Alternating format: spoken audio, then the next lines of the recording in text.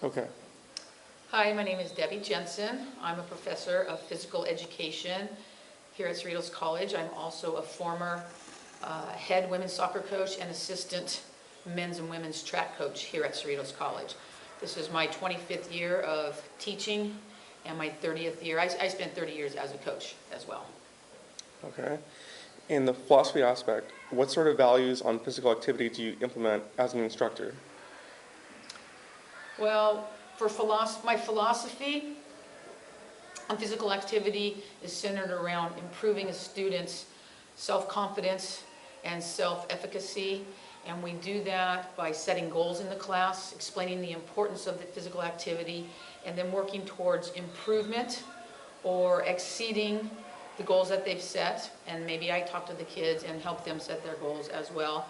We're trying to conduct classes in a manner that will instill the kids with personal improvement and their attitude towards physical activity after they leave the class. So the philosophy is built around getting the students to understand the importance and the value and the benefits of physical activity after they leave college, lifelong activities.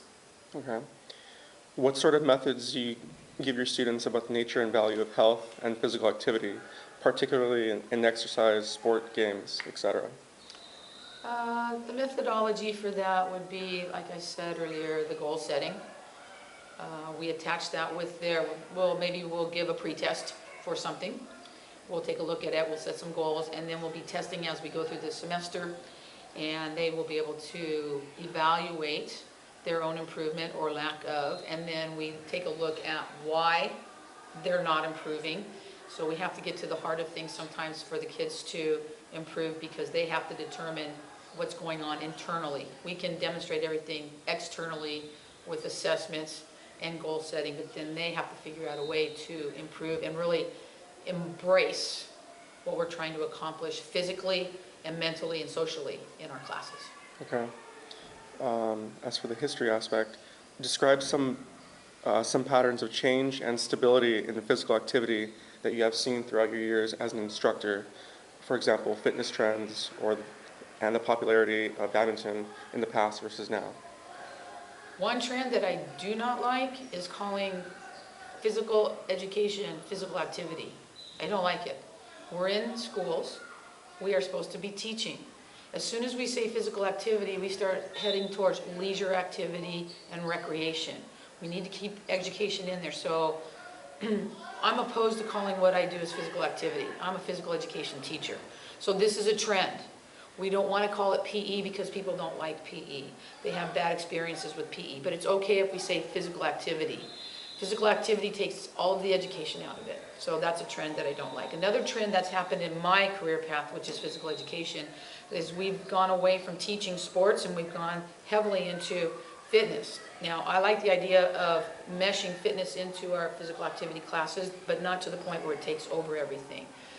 So that's more recent history. Another thing that I don't care for historically is that we started PE with single gender classes, boys only, girls only. I taught single gender in high school in Louisiana, and I found that the girls performed better when there were girls only in the class. Co-ed PE is not as efficient, as effective for the kids. So that's another trend that I don't agree with. Okay. For the sociology aspect, what are some of the social problems that you see occur that needs to be addressed? And describe some changes that can enhance equality and human well-being in physical activity. Okay, let me do the first part. Okay. Social trends, what was that, social trends? What are some of the social problems that you see occur that needs to be addressed? In my career of physical education? Yes. Well, I think a social trend was the one I just said with going to co-ed PE. That was a social trend. And equality, that's part of your second part of the question there. Mm-hmm. We want to offer the same thing for the boys and girls and have it at the same time. They have that question for math and science, but it doesn't work for PE. So socially, interpersonal skills is one of our standards that we work on in PE. It doesn't work in our classes because, it doesn't work well, because The boys physically are bigger, faster, stronger than the girls, and that's all science. Not in every case, but in most cases. So socially, the kids then tend to stick together when they're not as good, and then they don't want to participate, and they feel power in numbers. So participation goes low. Socially, I don't know what else you want outside of the classroom. I don't know. Socially, from the communities, we got a lot of pressure in physical education to change our title to kinesiology, another trend, social aspect that I'm not happy with. We didn't change our core classes. We haven't changed the way that we teach. Yep, we need to change our name to be more academic. There's nothing wrong with physical education. That's what we do. We are teaching people how to be physical. So the social trend was that it's not an academic name. The parents came in and said, we don't want our children having PE class, but we'd like them to have a kinesiology class. It's the same class. They just changed the title. I don't know why we can't stand up and be proud to be PE teachers. I don't understand that. I'm very proud to be a PE teacher.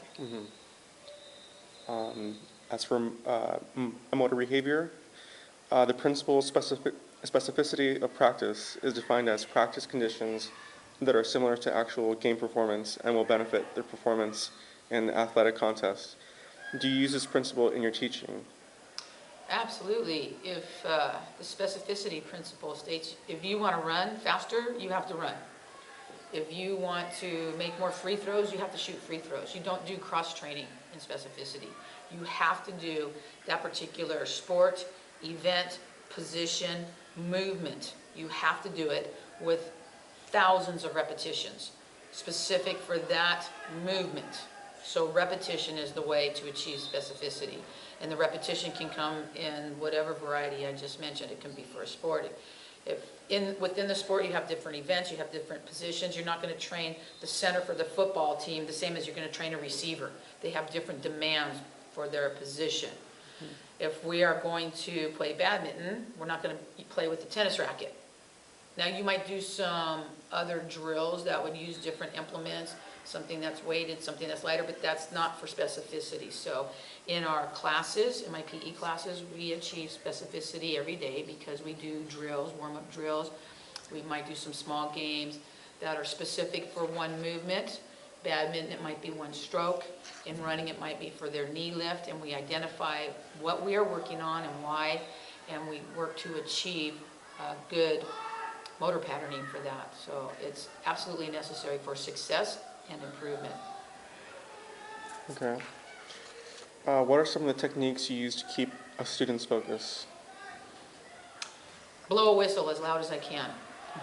If that doesn't work, yell at them. To keep their focus and attention is a little more difficult than one would think in community college because the students don't understand how to be polite in a classroom. So part of me getting their focus and attention in a class is for me to have control of my class. And so I require them to be quiet while I'm talking. Even though I might not be talking about anything they deem important, they need to be quiet. That's the first rule. And then, to keep their focus, I have to give them specific things to work on in class, give them updates, what are we talking about, tell them where they're going. Sometimes in my classes I write things on paper, I will write things on a whiteboard. Sometimes in class I just need them to be quiet and listen and follow the instructions. Sometimes I'll walk around in class, I'll stop the play with a certain group and I will explain something, I'll relate it to a warm-up or something we were working on. Sometimes I can have another student in the class demonstrate and we'll watch that person demonstrate. So there's a variety of ways to get them to focus. If they're fooling around in class and not performing the correct technique or the correct activity, I will go over and stop that right away and get them back on focus and get them playing again. One of my objectives is to have them play as much as possible throughout the class. So even if we do a warm-up, our warm-up will be specific to the muscle groups and the movement that we're going to do in class. So we have to get that done. And the kids need to be paying attention in order to move with the class. If they're fooling around, there's no focus, the class will move without them and they'll be stuck. So then they might get yelled at. So focus and attention is key to having kids be successful in class. Okay. What are some of the mental and physical factors that lead to burnout? Well, this job of physical educator for physical burnout is just throughout the years of walking everywhere all day. I think I walk 5 to 6 miles every day in my classes. And then I carry equipment. Sometimes I carry out 18 soccer balls. If I was smarter, I'd get the kids to carry it out. But they can't always meet me where I am. So I'm carrying equipment. I'm setting up equipment. PE teachers are at risk of skin cancer. If this is not close, I have a lot of wrinkles. I have a lot of skin damage. PE teachers have a lot of eye problems when they retire because of the sun damage on their eyes. So we're trying to wear polarized glasses now. A lot of PE teachers lose their hearing from blowing the whistle, from yelling, all the loud noise in the gym, the locker rooms. So wear and tear on your body. Most PE teachers are former athletes, so they're predisposed to some injuries, and it just gets exacerbated as you're going through the years of demonstrating. In my soccer, when I would coach soccer, I would probably kick 200 balls a day. I try to do the same thing in my soccer classes. I run my classes like I run my practices. They're all scheduled like that. So I kick a lot of balls. I'll demonstrate. It takes its toll on your body. So the burnout for your body, definitely. Mental burnout, as I'm getting older, the mental burnout is starting to come from fighting for the benefits of PE. Fighting the community and the lawmakers that PE has value. Here at Cerritos College and at most community colleges, we only get paid 75% of what a lecture teacher teaches, so I have to teach more hours. So the devaluation of PE shows up in a lot of ways. It's easy to take PE out of the curriculum. So I'm involved in several associations that up and down the state that fight for PE to stay in our schools, to fight for good conditions, to not let athletics overrun PE all the time. It's a constant fight and battle. It's not fun. And it would be way easier to sit in the office and not care about what happens to PE. So the fight to keep PE in our schools without it just being throw out the ball, without it being just all about fitness, to keep true PE where we are teaching every day is a constant battle, but one well worth it. Okay. In the psychology aspect, what are some of the psychological effects and factors that influence a student's behavior and performance? Well, the first thing is how they come into the class and how they view themselves and their ability to be successful or fail. That's self-efficacy. And usually a teacher can see that, a good teacher can see what's going on with students, so I'm always watching them. Their body language tells a lot about them. Now, I am in control of what I say to the students, so I know, I try to learn my students how they feel about themselves. And then my job is to get the most out of them. Most of the time, positive feedback will get students on the right track. You can't give it all the time because then it's fake. It has to be genuine, it has to be true. Sometimes you might stretch the positive a little bit because you know it's going to benefit that kid. But if you start giving false positive, they see through it. It doesn't mean anything. So when I say something positive, I want them to really know that I mean it. Sometimes you need some negative feedback to get some kids going. So you have to be sort of good at reading people. So that's the number one thing for me, is reading my students. And then I work on them throughout the semester. Some people are approachable in the beginning and some are not. So the kids that are not approachable, I try to figure out a way that I can get them, but not right away. I have to let it ride sometimes and then try to figure out a way to get to talk to them. Kids bring a lot of problems to class. They don't want to perform, or they're barely performing. So I have to decide, am I going to get on that kid or just give them little breadcrumbs along the way? Hey, I noticed that you look good today, so keep it up, and just try to get them to move up a little bit. Sometimes kids don't interact with others. They're shy, they're overweight, they don't want anybody to notice them, but they're in a PE class for some reason. So I try to match kids up with others. Sometimes when we're doing sit-ups, I'll purposely match some kids up that I think might want to be friends in order to help that one kid. If they feel better about themselves, they start performing better. And what I get to witness in my classes is the most wonderful thing ever. I get to watch kids come out of their shells. I get to watch kids perform in a PE class They are not athletic. They never thought they could run a mile without walking. Who cares what their time is? We celebrate that in our classes publicly, and then privately, I like to say a lot of things to my kids to let them know that I notice, let them know that they matter, let them know that I care about what's happening to them, because I really do. So there's a whole psychology that's different than athletics. That's competitive. You better perform or you got to get out of here. PE it's got to be a safe haven for everybody. And if my grandpa was a PE teacher, I learned a lot from him. He's my role model. He's my idol. He used to say for coaching, if you take them on the team, you better coach them, because you signed up to coach. You better do your job. And if you're going to be a PE teacher and that kid comes to your class, you have an obligation and a responsibility to teach every single kid in that class. They're not all going to be superstars, but they're people too. And so I try to do that every day with my students in different ways. Their well-being and their psychology in their head about how they're going to perform, what they look like, is huge. And so my goal is at the end of the semester to have as many kids feeling good about themselves. When they leave the class, every day, take that good feeling from PE and try to stretch that out for the whole rest of the day. And then carry that feeling on with the rest of your life. Okay. In the biomechanics aspect, what sort of activities do you use to increase a student's flexibility of their muscles and tissues? We do every day in all my classes, we jog a little bit and then we stretch as a class. So the stretching will help with their flexibility, and I do a total body flexibility, little stretching routine. And then for my classes that really load up their legs, for my jogging class and my fitness classes, we do some stretches after class to try to get that muscle memory stretched out as lengthy as possible.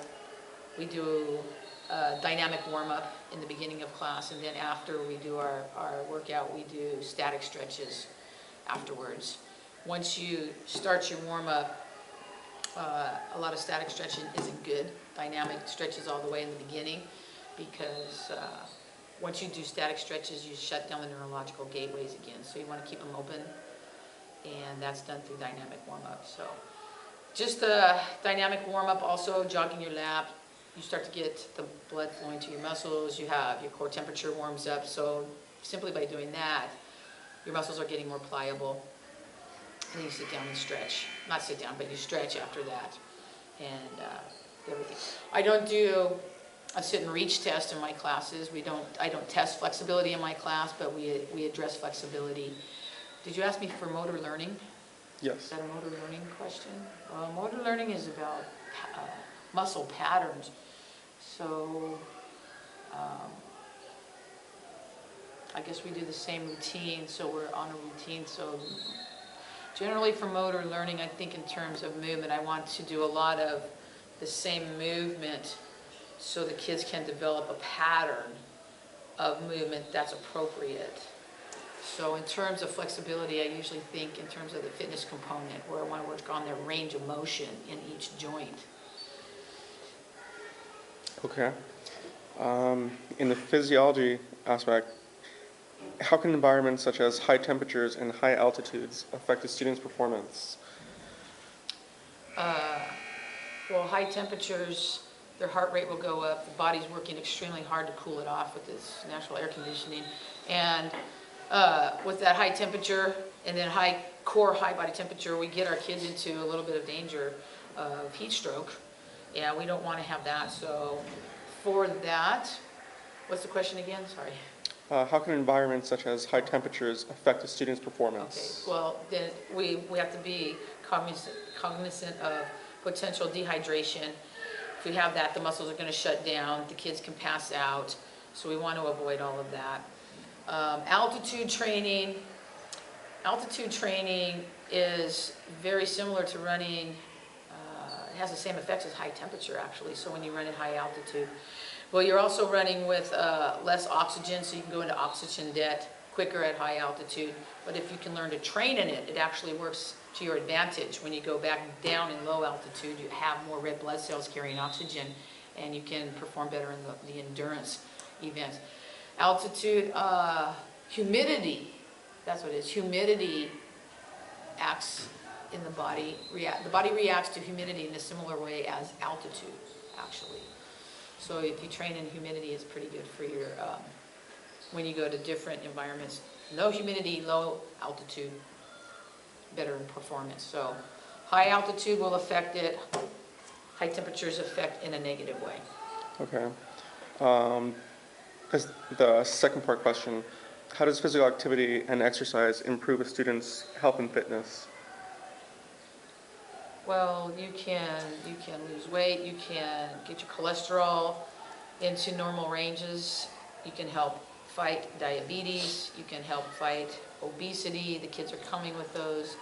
Just on the health risk end, all the benefits to reduce risk for cardiovascular disease is one benefit physically for the students.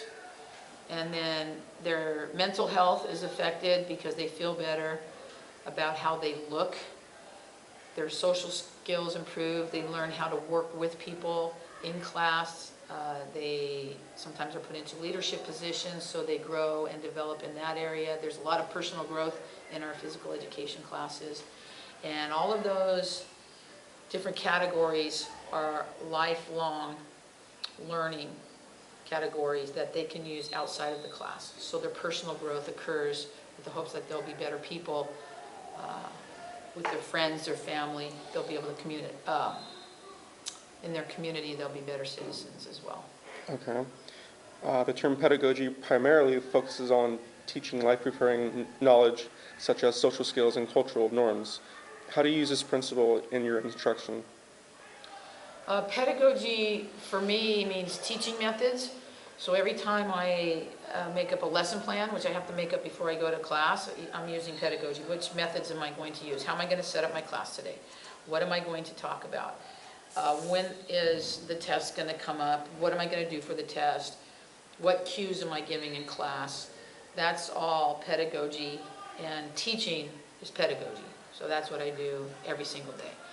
What method am I going to use to have them use for that drill today? How am I going to introduce the drill? The whole drill, or am I going to introduce one part?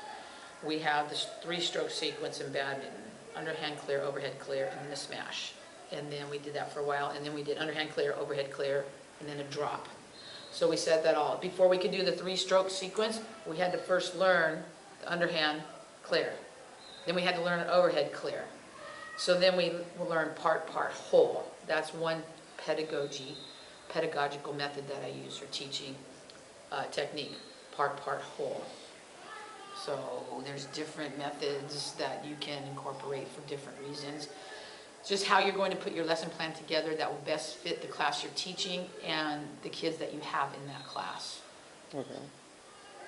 All right. Thank you so much for doing the All interview. right. Thank you.